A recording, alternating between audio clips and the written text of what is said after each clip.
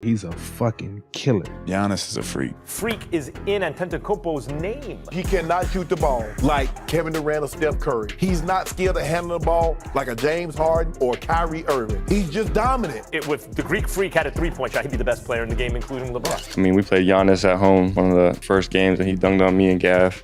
Just like, damn. And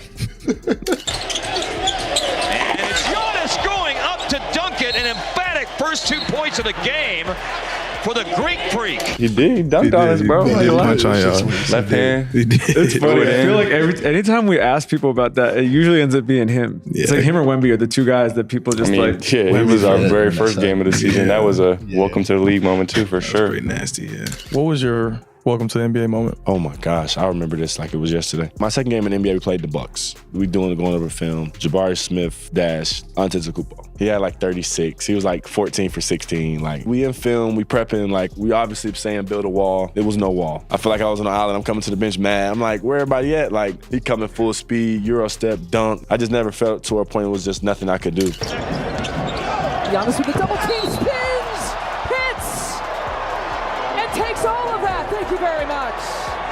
And look at the nasty. He's usually the guy you see putting that tongue out. He plays hard as hell. Anytime I've played him, he plays the same. Like he's crashing the glass. You don't see that from like top 5 players in the league. The energy you're exerting, like he playing hard. It's remarkable the effort that you see he put in to want to be great. I remember when he first came to the league. He was just a skinny kid. You would push him around. Didn't really know how to play basketball. Didn't know how to play basketball. But there was something there. It was something there. But a lot of people have something there. That don't necessarily mean they find it. 3-point look. It's up. It's no good. Jammed down by the alphabet. Drives in a slam dunk by Walters lobs it up. Antetokounmpo. You could tell the dedication and how bad he wanted. Even to this day, you could just see how bad he wants it. When he go out there on the court, he's a fucking killer. Giannis is a freak. He'll jump, and it just looks like he's floating. And he'll get hit, and he'll stay up there for like another 2 seconds. And then all of a sudden, he'll finish it, and he's still up in the air. And you're like, when is this dude gonna come down? The way he's just put his imprint on the game. I mean, some of those highlights, that shouldn't happen. Yeah. Spin move, dunk on 3 people. The sheer will to get to the rim is next level from Giannis. To me, this year, his passing has taken another step. He's been a great passer. He's been able to get downhill and find guys in the corner. But this year, I'm seeing him do like some no looks, some behind the backs. I think he's some really sauce with it. Yeah, it's a little sauce. He's making these passes where you can see that he's one step ahead. Yeah. Yes. And he's always been a great passer. He's always got his teammates involved. But it seems like it's coming very, very easy to him. No, he cannot shoot the ball like Kevin Durant or Steph Curry. He's not scared to handle the ball like a James Harden or Kyrie Irving. He's just dominant. And we used to reward that. Now all of a sudden we don't like Giannis. He the hottest thing out. The guy was first team All NBA, first team All Defense. He's Finals MVP. He's a Defensive Player of the Year. I don't know what more you can ask. How can you say Giannis is the best player when in playoff series after series after series over the previous 4 years, we saw teams build a wall against Giannis and just take him completely out of the game? Giannis is the best player when he's not even the closer for his own team. Giannis has more holes in his game than Wisconsin cheese. That's okay. He's shooting 50% from the floor and giving you 28 and 14. Yeah. If he wanted to fill in just one of those holes, what you want the man to average? 35 and 15? You want him to be Wilt, huh? If he patch one hole, the free throws, if he shoots 35% from the 3, you want the man to average 35 and 15 a night. Is that what you're asking for, Skip? Then he'd really be unstoppable. Show me an MVP caliber player since Shaq who only gets it in the paint. He only takes it to the rack. That's where the Greek Freak scores, and that's why Shaq is saying him.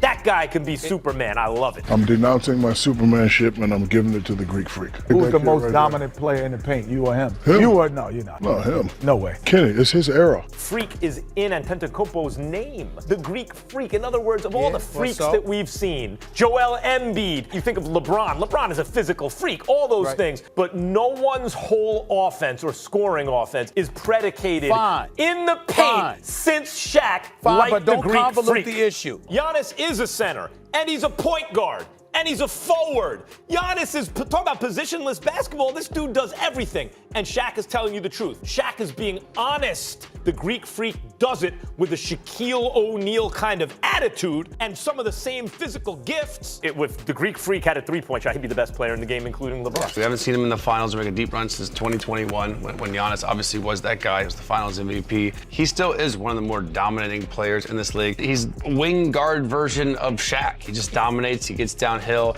You can't stop him with one guy. So again, he's always, when healthy, the top 2, top 4 player in the NBA. Jokic, SGA, Wemby, and Luka. I think we can agree those are probably the top 4 players. I can't find a fifth. That's above Giannis right there for the 5th spot. And you could even argue he could go up that. So when he's healthy, again, there's so much talent and so many great players. There's the Cades, the Ants, the Jaylen Browns. Like there's so many good players, and everybody's list is going to be different. But there's no argument that when this guy is healthy, which he has been for the most of his career, he is dominant. He is unbelievable. He's one of the greatest small forward, power forwards, wherever you want to put him, in the history of the NBA. He's like a young LeBron, honestly. Like he's a young Shaq. He's like, yeah, Shaq LeBron with a handle. meets Shaq, meets like Zion. Like he can do everything, and he's so strong. He's so athletic. I don't think it's a stretch to say he's going to go down as a top 15 player ever. I don't think it's a stretch to say he has a really good chance to be in the conversation as a top 10 player of all time. I recognize that every modern NBA player has all the haters in the world. Giannis travels too much. Giannis plays bully ball. Giannis can't make free throws. Giannis can't shoot jumpers. The motherfucker dominates.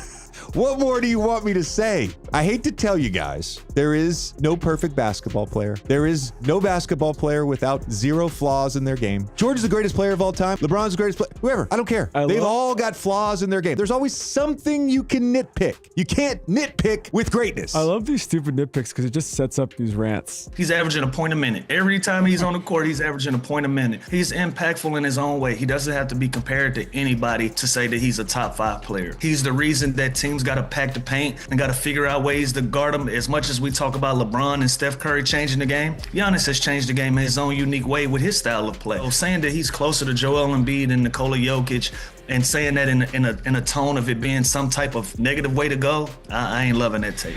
A guy who has a 50-point closeout game, a guy who's never chased any of these dream team scenarios, a guy who's a finals MVP, a guy who's a multi-time All-Star, All-NBA, global face of the game. The fact that he brought an NBA championship to Milwaukee. To call him an underachiever, I just think is an asinine comment. So you're calling Allen Iverson an underachiever. You're calling Dirk an underachiever. You're calling KG an underachiever. You just called Oscar Robertson an underachiever because they've all got one championship and because their talent is so great that in your mind, if they don't win more than one, if their career ends with only one championship, which just sounds crazy to say, there's no way in hell anybody who watches basketball, who knows the level of greatness that comes along with Giannis would say that he's an underachiever. Now, maybe Giannis might think to himself quietly, hey, I wish I could have got more championships. But I think anybody who's won a championship knows how everything needs to align perfectly, from front office to coaching to personnel to the ball bouncing the right way every single time for it to pivot for you to win a championship. Giannis Antetokounmpo. That's close enough. It's kind of in the ballpark. Is that right, my brother? No, Shaq. Just call me Superman. Hey, Giannis, you don't want that. He gonna hate on you like he hate on Dwight Howard. You can't take his nickname.